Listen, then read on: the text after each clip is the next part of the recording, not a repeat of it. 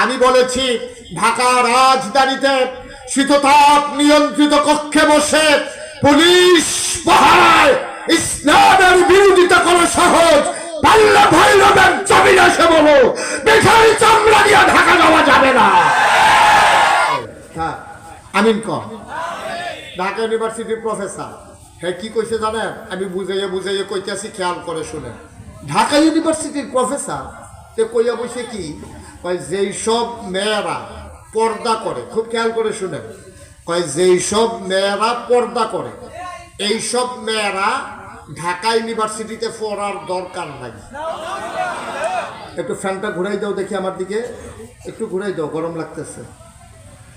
এই ঢাকা ইউনিভার্সিটিতে পড়ার দরকার নাই। যারা পর্দা করে, মেকআপ পরে, বোরকা গায়ে দেয়, হেজাব লাগায়, তারা ঢাকা ইউনিভার্সিটিতে পড়ার দরকার নাই।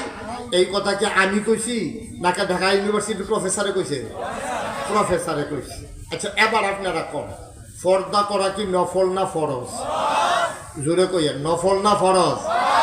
এই আল্লাহর দেওয়া ফরজ বিধান পর্দা, এই পর্দার ব্যাপারে শতকরা 92 জন লোক যেই দেশে মুসলমান, যেই দেশে পাড়ায় পাড়ায় মহল্লায় মহল্লায় মসজিদ মক্তব আর মাদ্রাসা, যেই দেশে মানুষগুলোকে হক্কানি পীর মাশায়েখেরা নেংটির বদলে লুঙ্গি পরা শিখিয়েছে, হরে রামের জায়গায় কলমা পড়তে শিখিয়েছে, শ্রীর জায়গায় মোহাম্মদ লিখতে শিখিয়েছে, যেই দেশের মানুষেরা এশার নামাজ পড়ে দুরুদ পড়তে পড়তে ঘুমোতে যায়, যেই দেশের মানুষেরা ফজরের আজান শুনলে আবার যাদের ঘুম ভাঙে, ওই 92 জন মুসলমানের দেশে, সেই দেশে পর্দার বিরুদ্ধে কথা বলে।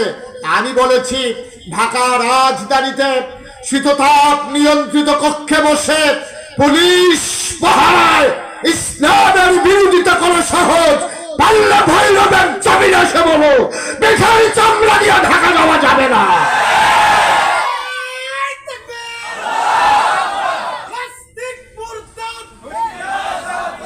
সবাই কোনা আমিন, জোরে পড়ে না আমিন।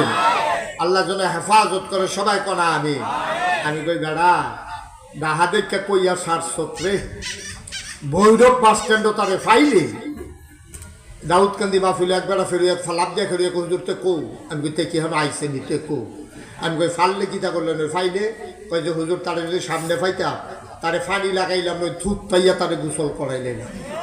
ঠিক কিনা কও? এরা মুসলমানের দেশ, ইসলামের বিরুদ্ধে কথা কও, কত বড় কলিজা। আল্লাহ যেন হেফাজত করে, সবাই কোনা আমিন, জোরে পড়ে না আমিন। তাহলে আকলের দাম কি কম না বেশি? এতে ঢাকা ইউনিভার্সিটির প্রফেসর হইতে পারে, এতে আমার রিক্সাওয়ালা অনেক বালা, রিক্সাওয়ালার আহল আছে, এই বর্বরের আহল নাই। ঠিক কিনা কও? আকল থাকলে সে পর্দার বিরুদ্ধে কথা বলতে পারতো না। এটা তার জন্য বদনসিব, তার কপালে হেদায়েত নাই। মুসলমানের দেশে এত বড় দুঃসাহস করে।